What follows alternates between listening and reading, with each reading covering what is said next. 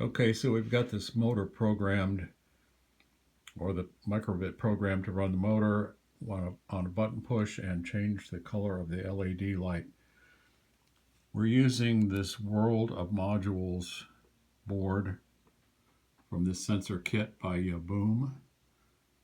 I think I bought this about 4 years ago, and we are going back to learn how to drive motors.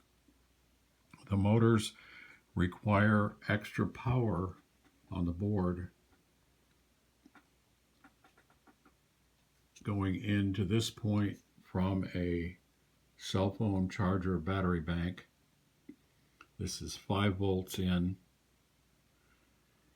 If we just run electricity into our microbit here at the top, then these LEDs and buttons and other sensors will work, but the motors do not have enough power.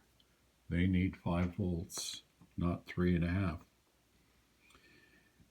This kit, I think, is not available now as is. It has this many sensors included, plus these two, and the board, but not the microbit included. The new kit, it looks like, has many more sensors,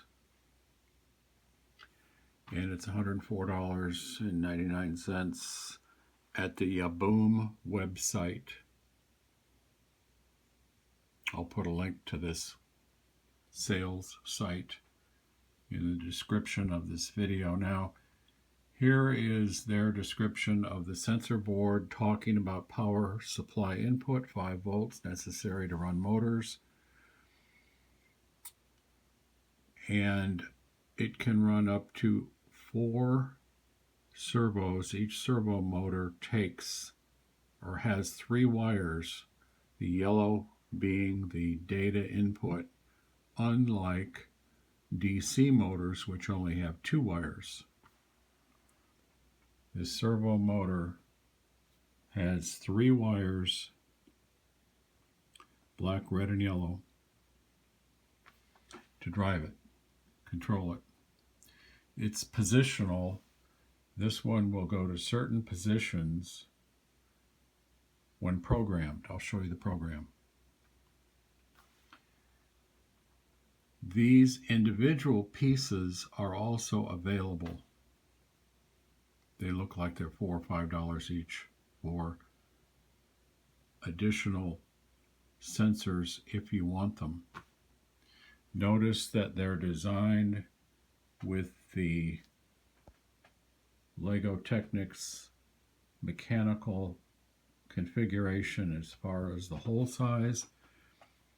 They fit the beams. I just assembled this with beams and pins for Lego Technic, or Lego Mechanical it's called, which also fits the same configuration for Lego bricks. So this will snap on to a Lego bricks base plate. All right, here's the code. I'm showing it in blocks. Very simple. Press a button and make the motor turn and make the LED shine a different color. Here it is in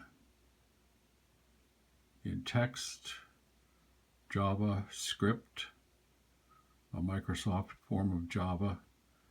And here it is in Python, a Microsoft form of Python. I'll put a link to this project code in the description of this video. So when you click on the link, the code will download, this whole environment will download to your device, whether it's a computer, Chromebook, or a mobile device. And these extensions for World of Modules will be included in the program that's downloaded. You get an idea of the different locks in this extension here.